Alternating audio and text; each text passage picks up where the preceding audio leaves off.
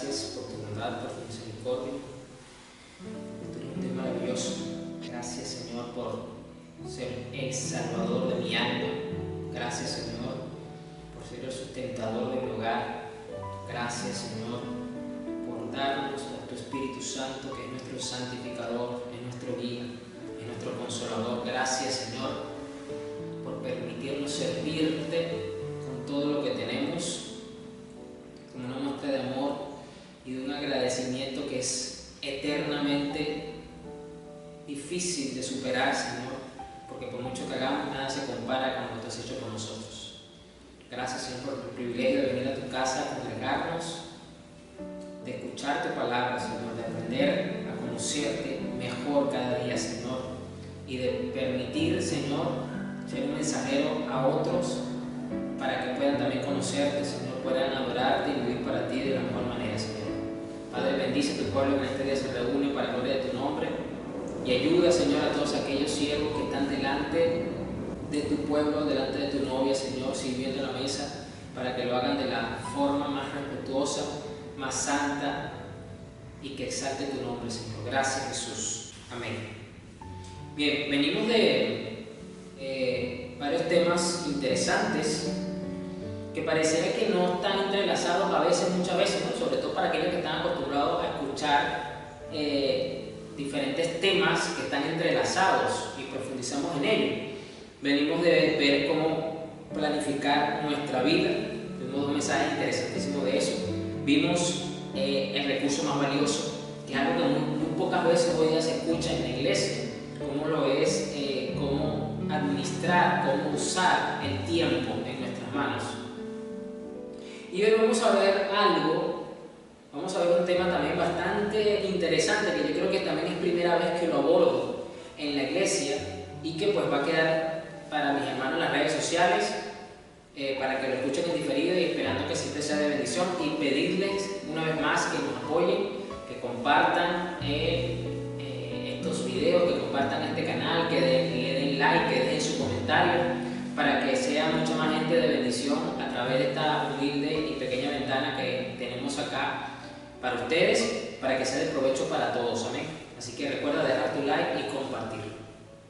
Este mensaje también es bastante interesante, es muy importante, como todos los demás. Yo siempre he dicho que cuando la Biblia nos deja algo en las Escrituras, no es por casualidad, no es simplemente un relleno de los escritores, sino que todo está puesto con un propósito, y es la edificación, la corrección, la instrucción del pueblo de Dios. Entonces hay que prestar atención en eso.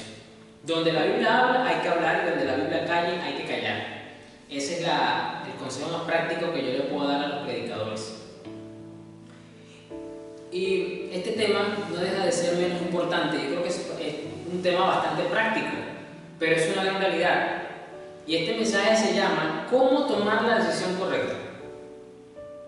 Parece algo como que muy básico, pero si usted se pone a mirar, los cristianos pasan toda su vida, o gran parte de su vida, frenados o frustrados por no saber qué decisión tomar, o por haber tomado una decisión incorrecta. Entonces tampoco es algo tan irrelevante como parece ser. Es algo importante, como todos los demás consejos que el Señor nos da en su palabra. Y esto es algo que no simplemente está dentro de la condición de la iglesia cristiana, sino que es algo generalizado para todo el ser humano, porque desde que nacemos y empezamos a tener uso de razón, empezamos a tener la habilidad de comunicarnos, empezamos a manifestar nuestra voluntad, ya empezamos a tener la necesidad de tomar decisiones. O sea, ya desde niño, por ejemplo, ya nos empiezan a preguntar: ¿qué te quieres poner? ¿Te quieres poner el pantalón azul o el pantalón negro? ¿Qué quieres hacer hoy? ¿Quieres ir para donde la abuela o quieres ir al parque a montar bicicleta? O sea, a medida que va el ser humano creciendo, va a tener que afrontar diferentes circunstancias y panoramas que lo van a poner en la obligación de tomar decisiones. Lo más tremendo de esto es que muchas veces en esa formación no se nos enseña, en ese crecimiento, no se nos enseña a tomar decisiones de una forma lo más correcta posible, sino que simplemente muchas veces usted lo va a estar reflejado en las películas, que un personaje le aconseja a otro que tenga que tomar la decisión correcta, que tenga cuidado cuando toma las decisiones, que va a asumir, que le toca, pero no nos enseñan realmente estos principios. Gracias a Dios que cuando llegamos a Cristo, por su misericordia, la Biblia sí nos deja instrucciones. La palabra del Señor sí nos insta a cómo debemos nosotros tomar decisiones. Y esto no es poca cosa. Porque yo creo que si nosotros empezamos a aplicar este consejo de Dios, empezamos a aplicar esto en nuestra vida, creo que la siguiente generación de cristianos y nuestra generación biológica, nuestros hijos, nuestros nietos, sobrinos, etc., creo que van a poder tener una enseñanza muy valiosa que va a bendecir sus vidas y va a afectar también a su entorno de una manera más significativa. Entonces creo que esto no es poca cosa. Es un mensaje práctico porque lo he resumido en 4 puntos. 4 puntos solamente. Pero eso no quiere decir que no vayamos a profundizar en las Escrituras. Y vamos a empezar con el primer punto. Vamos al Proverbio 3, versículo 5. Aquí leo la Nueva Traducción Viviente o la NTV para los que les gusta junto conmigo escudriñar la Biblia en sus diferentes versiones. Repito, Proverbios 3, versículo 5. Dice la NTV: confía en el Señor con todo tu corazón. No dependas de tu propio entendimiento. Busca su voluntad en todo lo que hagas y Él te mostrará cuál camino tomar. No te dejes impresionar por tu propia sabiduría y en cambio teme al Señor y aléjate del mal. Vamos por partes. Vamos al versículo 5. Dice, este primer punto es: busca la sabiduría del Señor. Eso es fundamental siempre. A medida que el cristiano va madurando en el Señor, a medida que va creciendo en la fe, nos debemos de volver más dependientes del Señor. Y eso involucra depender de todas sus virtudes para nuestra vida. En este caso, de su sabiduría. Dice el versículo 5: confía en el Señor con todo tu corazón. No dependes de tu propio entendimiento. Aquí hay una tentación que todo cristiano siempre afronta y muchas veces no se da cuenta, pasa desapercibida y cae en la tentación. Y es la tentación de confiar en su propia capacidad, en su propia habilidad, en su propio don, en su propia capacidad para afrontar la decisión, para afrontar lo que tiene delante, que lo está haciendo tomar una decisión. Es la tentación de que como Dios a mí me bendijo, como Dios a mí me ha dado también esto, me ha dado a mí lo otro, me ha dado para acá, me ha dado para allá. Entonces es la tentación de no confiar 100% con nuestro corazón en la sabiduría del Señor. Y eso es una tentación y no nos damos cuenta y caemos en ello. ¿Cuántas veces no hemos caído precisamente en esto? Póngase a pensar un momento, iglesia, póngase a mirar un momento. O a lo mejor lo está pasando y te estás precisamente lamentando que por culpa de no confiar 100% en el Señor, sino en tu propio entendimiento, estás sufriendo las consecuencias de eso. Que no me voy a adelantar, pero son cosas que nos pasan a veces hasta con mucha frecuencia. Versículo 6. Busca su voluntad en todo lo que hagas. Busca su voluntad en todo lo que hagas. Lo vuelvo a decir ahorita. Mientras más espiritual tú te vuelves, más dependiente eres del Señor.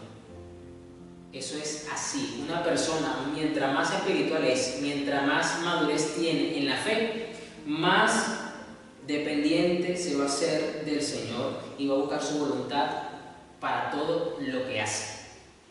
Esa es la verdad. Y Él te mostrará cuál camino tomar. Fíjate tú que para que el Señor responda a esa oración que estamos haciendo, tiene que venir acompañada esa oración de 2 ingredientes. Número 1, tenemos que confiar en el Señor de todo corazón, con todo nuestro corazón. Si hay un 0,01% de confianza en nuestra vida, en nuestro entendimiento, no sirve, tiene que ser el 100%. Y el otro, buscar su voluntad también de todo corazón. De todo corazón. Si tú tienes tu corazón 100% puesto en el Señor, tú vas a buscar su voluntad con 100% con todo tu corazón. Esa es la fórmula matemática en este sentido. ¿Y cuál va a ser la consecuencia? Que Él nos va a mostrar cuál camino tomar. Es decir, nos va a dar la iluminación, nos va a abrir el entendimiento, nos va a poner un ángel en el camino, una señal divina. Como usted lo quiera mirar, como el Señor le plazca manifestarse a tu vida, lo va a hacer, pero te va a decir por dónde tienes que ir. Número 7. No te dejes impresionar por tu propia sabiduría. No te dejes impresionar por tu propia sabiduría. O sea, sí, está bien, Dios te dio capacidades, Dios te dio habilidades, etc. Pero no te dejes impresionar por eso. Primero, recuerda que eso no es tuyo, eso te lo dio el Señor, para empezar por ahí. Y número 2, nunca debemos poner por encima las virtudes celestiales sobre aquel que nos dio esas virtudes. Dice, no te dejes impresionar por tu propia sabiduría, en cambio, teme al Señor y aléjate del mal. Es malo, desde el punto de vista celestial, es malo dejarnos impresionar por nuestra propia sabiduría, por nuestra propia capacidad. Es malo. Eso estorba la oración que estamos pidiendo al Señor. Estamos pidiendo al Señor que nos guíe, no estamos pidiendo al Señor que nos dé su sabiduría, pero estamos confiando o tenemos un plan de reserva por si Dios no responde a tiempo. Pero eso no fuese así si estuviéramos confiando 100% en nuestro corazón y estuviéramos buscando 100% la voluntad del Señor. Esa es la verdad. ¿Por qué? Porque estamos cayendo en la tentación de confiar en nuestra habilidad, en nuestra capacidad. Vamos ahora a Santiago 1, versículo 5. Sigo leyendo la NTV. Repito, Santiago 1, versículo 5 dice: si necesitan sabiduría, pídansela a nuestro generoso Dios, y Él se la dará. No lo reprenderá por pedirla. Siempre es bueno recordar el carácter de Dios cuando nos acercamos a Él. ¿Por qué? Porque en este caso, que estamos hablando de buscar la sabiduría del Señor, es recordar que Él te va a dar la sabiduría. Número 1, porque es generoso. Esa es una de sus cualidades en su carácter santo y perfecto. Él es generoso. Si no fuera generoso, no nos hubiese salvado. Si no hubiese sido generoso, no nos hubiese dado la vida. Si no hubiese sido generoso, a pesar de nuestra infidelidad y deslealtad, Él no renovará su misericordia todos los días. Entonces, ¿por qué nos va a dar la sabiduría? Porque Él es generoso.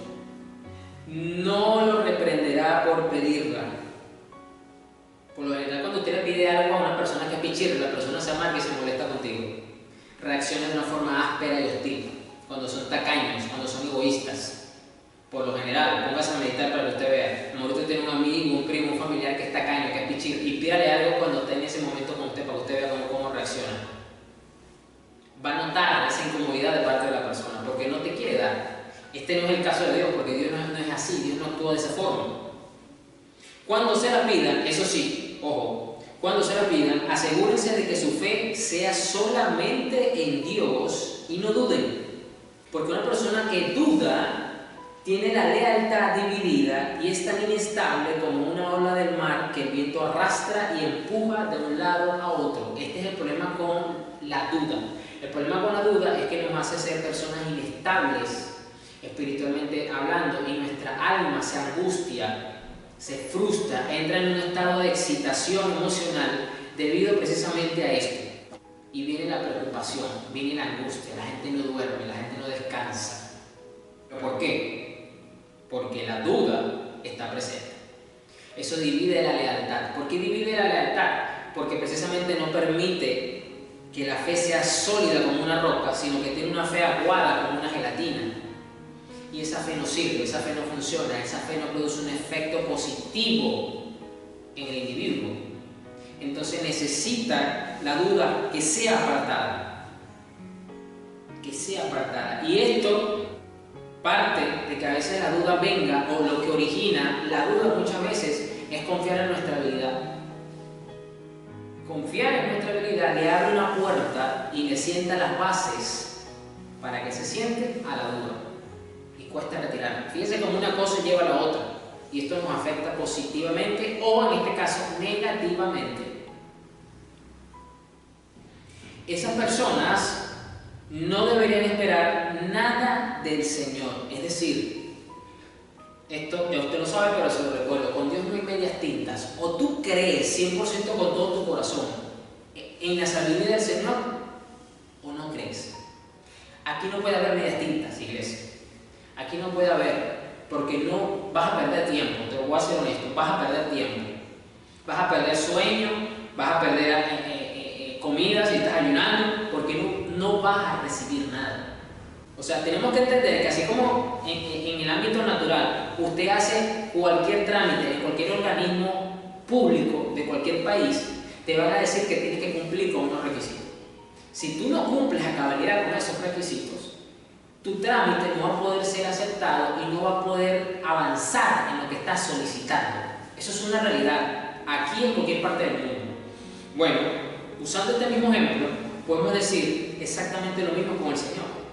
Si hay duda, si no hay una confianza 100% absoluta en su sabiduría, en su guianza, no vas a recibir lo que estás pidiendo en oración. Entonces no podemos agarrar, que algunos se molestan, o se ponen indiferentes, o se bajonean, o se enfrían porque Dios los abandonó, porque Dios no les respondió como ellos querían, con el tiempo que ellos esperaban. Pero es que sencillamente no estás cumpliendo con los requisitos. Entonces no te pueden atender. Es así, es el mismo principio. Por eso quise poner el ejemplo del trámite público, porque es exactamente el mismo principio. Esas personas no deberían esperar nada del Señor. Su lealtad está dividida entre Dios y el mundo y son inestables en todo lo que hacen. No hay constancia, no hay perseverancia, no hay una firmeza espiritual. Y la persona lo sufre y no se da cuenta. Hay una inestabilidad emocional, mental, que se exterioriza luego en otras áreas de la vida. Y la persona no se da cuenta. No se da cuenta. Bien, vamos a Colosenses 3, versículo 16. Leo la Nueva Biblia Viva, la NBV. Repito, Colosenses 3, 16 dice: mantengan vividas en su memoria las enseñanzas de Cristo en toda su abundancia.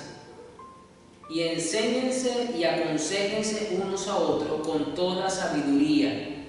Transmítanlas a otros con salmos, himnos y cánticos espirituales elevados al Señor con corazones agradecidos.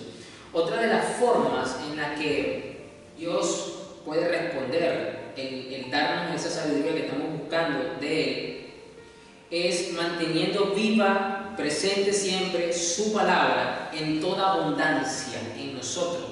¿Por qué? Porque el Espíritu Santo va a traer en un momento determinado que lo necesitamos algún texto, algún versículo, alguna palabra, alguna frase, algo de sus santas y benditas escrituras.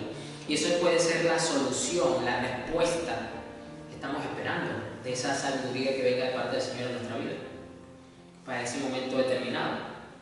Y dice acá: y enséñense y aconséjense unos a otros con toda sabiduría. No me voy a adelantar en este punto, pero lo vamos a ver más abajo. Dice luego: transmítanlas a otros con salmos, himnos y cánticos espirituales elevados al Señor con corazones agradecidos. Siempre debemos recordar que debemos de ser agradecidos. Usted pida algo y dele gracias a Dios de una vez por eso. Pastor, pero todavía no lo he recibido. Hágalo. Sea agradecido. Que la acción de gracias siempre. Eso te va a ayudar muchísimo en mantener una estabilidad y una confianza plena de todo corazón en el Señor. Vamos al punto 2. Vamos ahora al Proverbios 14, 15. Y leo la Nueva Biblia Viva. Proverbios 14, 15. Esta versión dice: el ingenuo cree todo lo que le dicen, pero el prudente piensa cada paso que da. Este punto número 2 es: considera las consecuencias. Para tú tomar una decisión o varias decisiones lo más correcta, lo más acertada posible para tu vida, tú tienes que considerar las consecuencias. Muchas veces nosotros no consideramos prudentemente las consecuencias. A veces lo hacemos, pero de una forma muy ligera, muy superficial, realmente. No nos sentamos un momento a meditar en ello. Y aquí dice que el ingenuo cree todo lo que le dicen. O sea, una persona que no es prudente, una persona insensata, mejor dicho, que es lo contrario a la prudencia, es una persona que no ve, no mira, no se siente un momento a pensar en las consecuencias de su decisión, a mirar cuáles son los posibles escenarios. Bueno, ¿qué pasa si tomo esta decisión? Posiblemente puede pasar esto, quizás pase lo otro, porque evidentemente no tenemos una certeza de lo que puede ocurrir con exactitud, pero podemos jugar con las probabilidades. Y aquí dice la palabra, pero el prudente piensa cada paso que da. Aquí yo voy a poner un ejemplo para los que alguna vez han jugado ajedrez o conocen el ajedrez. En el ajedrez tú tienes que pensar rápidamente el rumbo que vas a tomar, basado en las decisiones de cómo vas a mover las piezas y qué consecuencia vas a tener al mover esas piezas. ¿Sí? ¿Cuál puede ser la estrategia del jugador contrario en base a la lectura del juego? Eso te hace pensar en 4, 5, 6, 7 movimientos más allá del que estás tomando ahorita para ver si te conviene o no tomarlo en cuestiones de segundos, porque a nivel de campeonato las partidas pueden durar solamente a lo mejor 5 minutos con cronómetro de reloj. Entonces imagínate la capacidad de pensamiento, de análisis de consecuencias que tiene que tomarse. En una partida normal, amateur, entre un amigo y tú, pueden demorar el tiempo que quieran. Pero allí se nota y el que haga el mejor análisis de movimientos futuros, de consecuencias en base al movimiento que va a hacer, es el que mayor probabilidad tiene de llevarse la victoria en esa mano. Es un principio sencillo, que por cierto, si usted no lo sabe, es algo curioso, porque el origen de ese juego se remonta hace muchos siglos atrás y se diseñó para planificar la guerra, literal. Estamos hablando del continente asiático, de por allá. Tuvo ese propósito. Luego pasó a ser simplemente un juego de mesa hoy día. Pero fíjese lo interesante. Entonces, el prudente piensa cada paso que da. Lo mismo pasaba en el ajedrez. ¿Qué pasa si yo muevo esta pieza para acá? Un paso a la vez. Un paso a la vez. Pero eso no quiere decir que porque vas a dar un paso a la vez no puedas ver en probabilidad, en proyección, los demás pasos. O sea, tú tienes que mirar las consecuencias. El otro proverbio que vamos a ver es el proverbio 21.5, la nueva traducción viviente, la NTV. Dice, los planes bien pensados y el arduo trabajo llevan a la prosperidad. Fíjense cómo esto se conecta un poco con el mensaje anterior que vimos de cómo planificar nuestra vida. Pero los atajos tomados a la carrera conducen a la pobreza. Fíjense que considerar las consecuencias con buen plan, con un trabajo arduo, lleva a un resultado muy bueno. Pero el no hacerlo, como lo dice acá la escritura, o hacerlo de una forma ligera y superficial, conducen a la pobreza. Conducen a la pobreza. Es decir, no nos da un resultado bueno, nos da un resultado deficiente, negligente, pobre. Entonces, eso es por no considerar las consecuencias. Eso es algo fundamental, es algo necesario hacerlo. Entonces la Biblia nos aconseja que nos sentemos un momento a meditar en las consecuencias. Ahora vamos a ver el Nuevo Testamento. Vamos a Mateo 7, vamos a leer a mi Señor sobre una parábola que Él dio, donde se enfatiza un poco también el tema de las consecuencias en nuestra vida. Mateo 7, versículo 24, leo la Nueva Biblia Viva, la NBB. Dice, todo el que presta atención a mis enseñanzas y las pone en práctica es tan sabio como el hombre que edificó su casa sobre una roca bien firme. Cuando llegaron las lluvias, las inundaciones y los huracanes, la casa no se derrumbó porque estaba edificada sobre la roca. Pero el que oye mis enseñanzas y no las pone en práctica es como el tonto que edificó su casa sobre la arena. Cuando llegaron las lluvias, las inundaciones y los fuertes vientos, la casa se derrumbó y su ruina fue irreparable.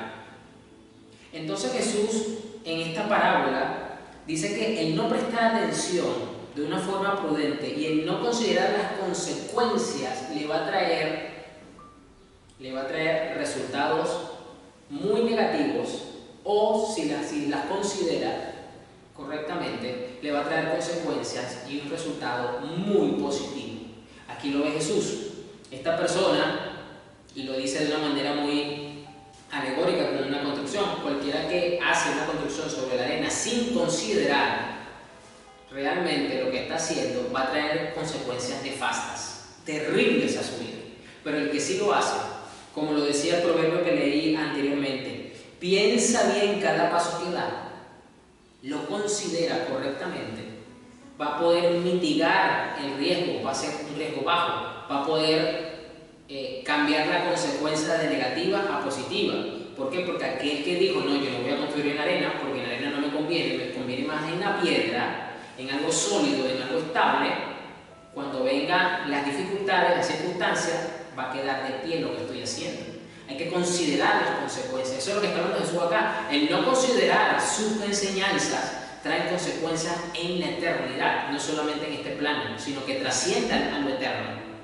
Pero considerar sus enseñanzas hoy día, en nuestra vida práctica, del día a día, trae no solamente consecuencias positivas ahorita, sino que trascienden en la eternidad.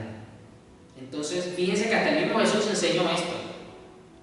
¿Cómo nosotros entonces debemos de tomar decisiones correctas considerando las consecuencias?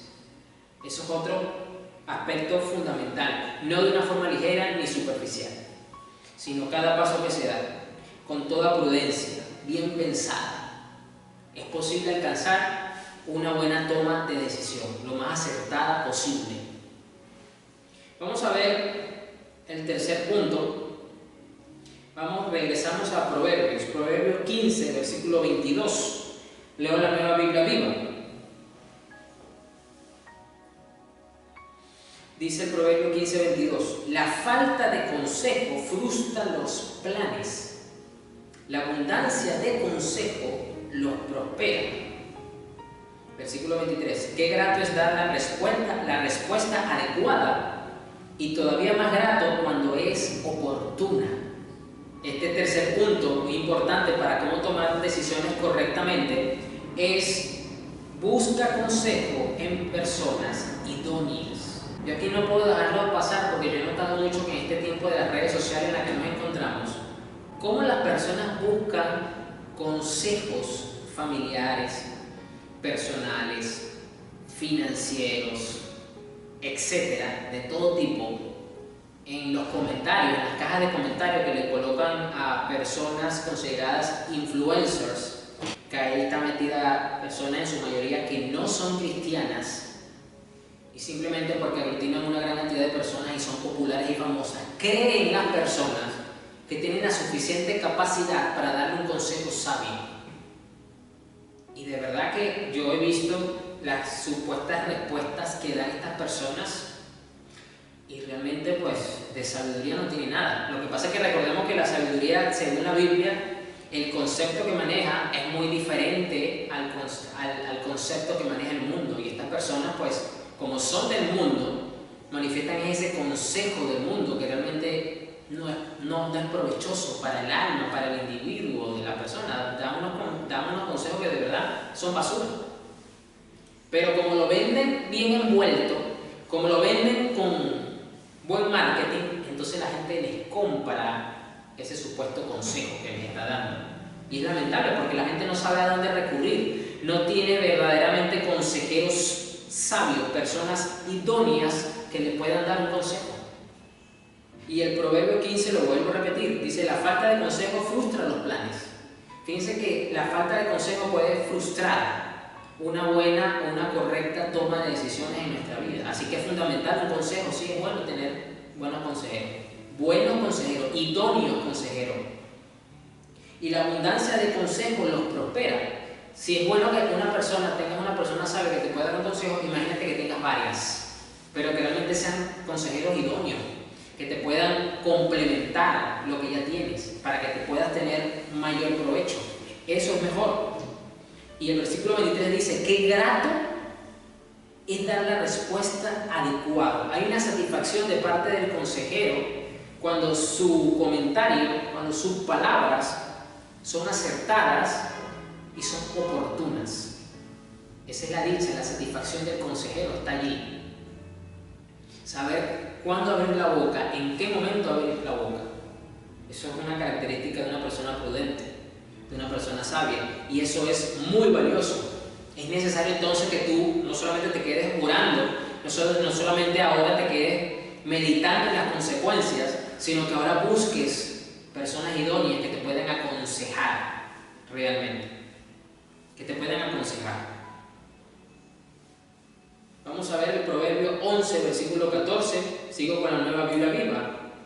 Dice: por la falta de un buen gobierno, la nación fracasa, pero con muchos consejeros tendrá éxito.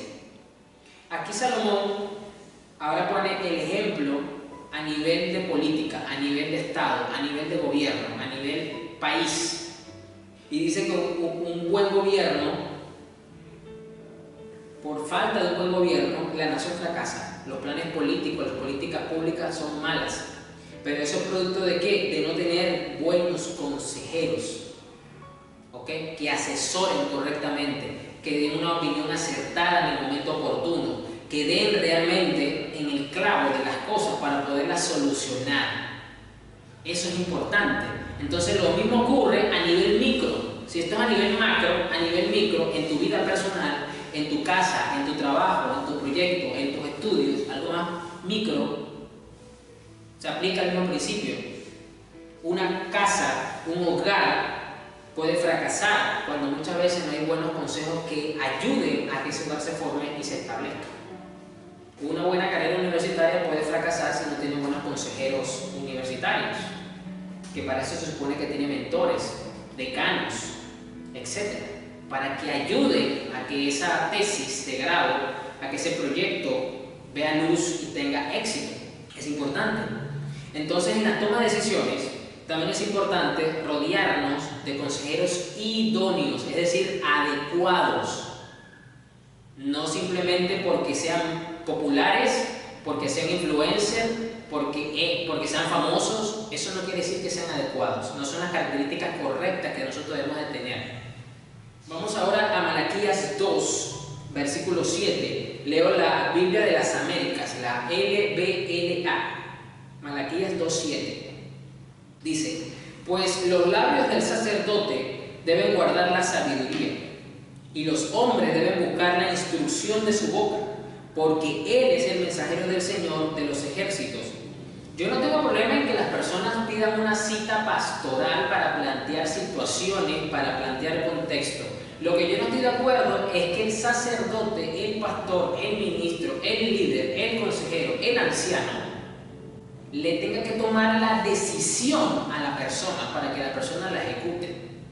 Eso no es lo que plantea este principio bíblico, pero lastimosamente eso es lo que la gente quiere y espera, que se la pongan fácil. ¿Para qué? Para no tener que asumir las consecuencias y la responsabilidad y echársela al consejero.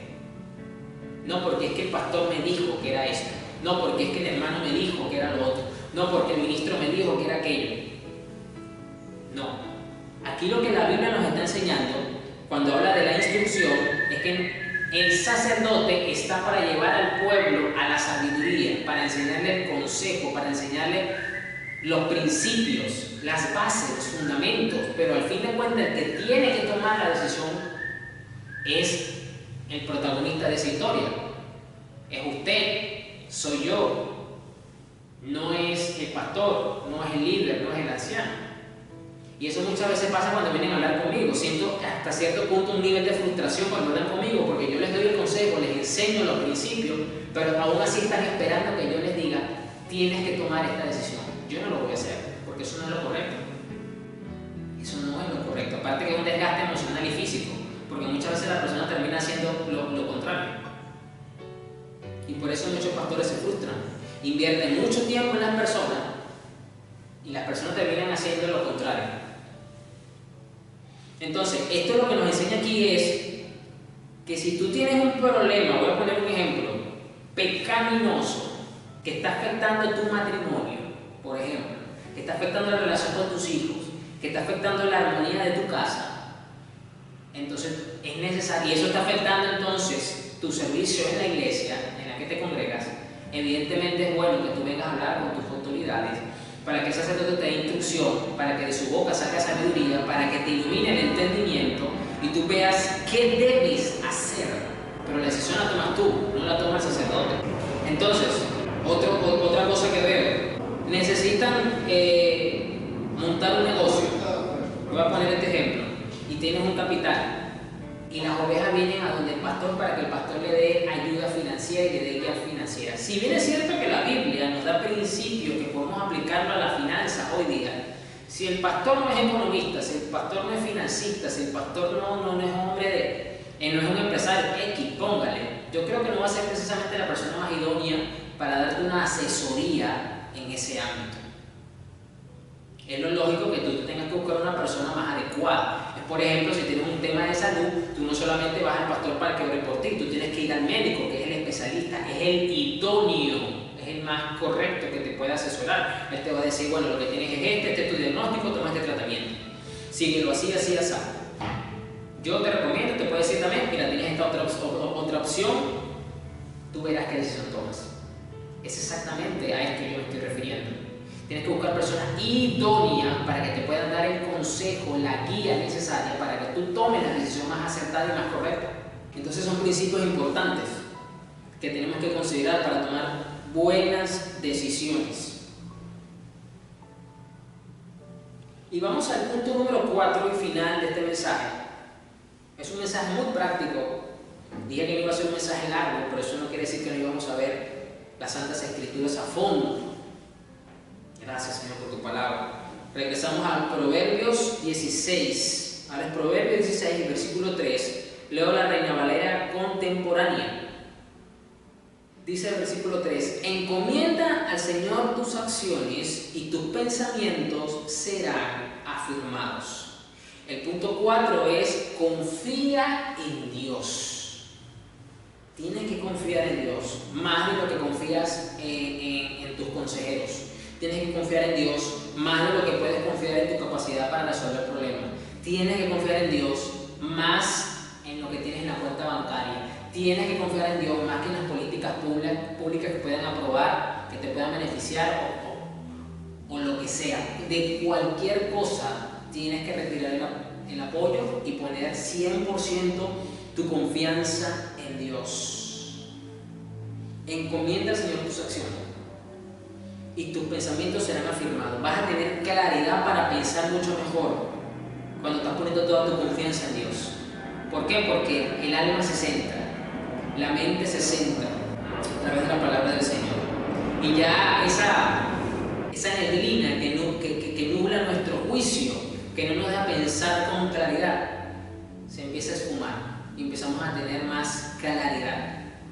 Como lo dice la palabra del Señor, lámpara es a mis pies tu palabra, lo dice el Salmo. O sea, podemos sentirnos que estamos atravesando un valle oscuro que no vemos, pues la palabra ilumina el camino. Pero eso solamente es cuando confiamos en Dios de todo nuestro corazón. Confía siempre en el Señor. Vamos a Romanos 8, versículo 28. Romanos 8, versículo 28. Leo la NTV nuevamente y vamos a terminar con esta versión. Dice: y sabemos que Dios hace que todas las cosas cooperen para el bien de quienes lo aman y son llamados según el propósito que Él tiene para ellos. Tienes que recordar que aunque tú evalúes las consecuencias, que aunque tú tengas buenos consejos de parte de personas idóneas, de que tú busques la sabiduría del Señor, tienes que recordar que siempre debes de confiar plenamente en el Señor, porque Dios va a hacer que hasta las cosas negativas que Dios pueda permitir, a pesar de las buenas decisiones que tú tomas, o con la intención de evitar ciertas cosas negativas, Dios puede permitir otras o esas mismas, porque eso va a colaborar para tu bien. Lo que pasa es que nosotros siempre vemos el bien en términos naturales. Bueno, yo voy a evitar perder dinero haciendo estas cosas, ¿no? Siempre lo vemos desde ese punto de vista. O no voy a hacer esto porque me puedo enfermar, o no quiero que esto me traiga una consecuencia negativa en este punto. Pero Dios puede permitir otras cosas negativas, a pesar de que dentro de las evaluación de las consecuencias nosotros siempre buscamos mitigar el impacto negativo, los riesgos, las pérdidas, etc. ¿Por qué? Porque Dios es el único que con su inmensa sabiduría, su poder, su omnipotencia, de hacer que aquellas cosas negativas en nosotros tengan un resultado positivo en nuestra vida. Y entiéndase que a Dios le preocupa primeramente nuestra santificación, que seamos personas más maduras espiritualmente hablando, y luego que tengamos un beneficio natural y terrenal. Recuerda siempre eso, porque ese es el enfoque con el que debemos de entender estas palabras de Romanos 8. Para el bien de quienes lo aman. Siempre debemos de procurar, vigilar y velar porque nuestro corazón ame más al Señor que a nuestra familia, que a nuestras esposas, que a nuestra pasión por algún deporte, por algún hobby en particular, por el servicio que hacemos por el Señor en la iglesia, ojo con eso, etc. Y son llamados según el propósito que Él tiene para ellos.